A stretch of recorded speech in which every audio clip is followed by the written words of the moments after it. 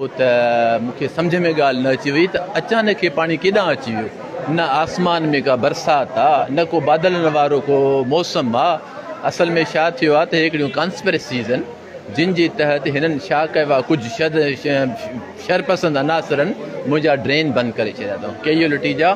त हे असांजा मारूड़ा, हे मरीज़ जेके बीमार आहिनि, अञा वधीक बीमारीअ खां सफ़र कनि, FIR एॾनि माण्हुनि ते जेकॾहिं उन्हनि हिननि क़िस्म जा मुज़ाहरा कया, मां सम्झा थो ॿुॾी मरण जो मक़ाम आहे। असल में छा आहे त असांजे जेके डेली वेजिस ते हायर थियल असांजा एम्प्लॉइज़ आहिनि, उन्हनि जी कंहिं माण्हूअ पघार बंदि करे छॾी आहे, उन्हनि खे पघार नथो ॾिए।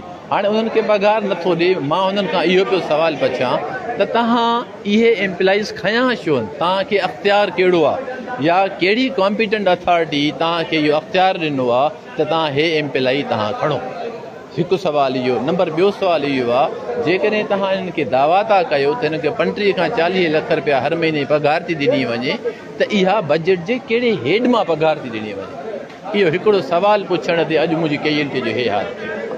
ख़ुदा उन्हनि खे बि ईमान ॾींदो, अलाह कंदो बहितर रहंदो, लेकिन लाड़काणे जी कैजुअलिटी ते, लाड़काणे जे पेशेंट ते सिर्फ़ु साह कबो, का बि हिननि खे तकलीफ़ न ॾिबी। हर लिहाज़ ते, हर क़दम ते असां हिननि सां गॾु आहियूं ऐं इनशा अल्लाह ताला हमेशह जो हर क़दम बहितरीअ तरफ़ वेंदो, हर क़दम बहितरीअ तरफ़।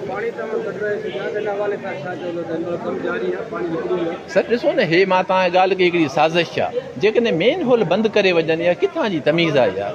मेन होल बंदि करे ज़रूरु पाणी त गॾु थींदो ई, पोइ उनखे निशानदेही करे मेन होल साफ़ु कराए छॾियासीं। जेके लाड़कण जा जुदा आहिनि तव्हांजे साम्हूं आहिनि, कमु करे रहिया आहिनि, उहे हिन कैजुअलिटी ते आंच अचणु न ॾींदा। असांजे मारूड़ा मरीज़ इन्हनि जूं सर्विसिस असां ईअं ॾींदा रहंदासीं, ईअं इन्हनि जूं ख़िदमतूं बरक़रार रहंदियूं इनशा अल्लाह ताला।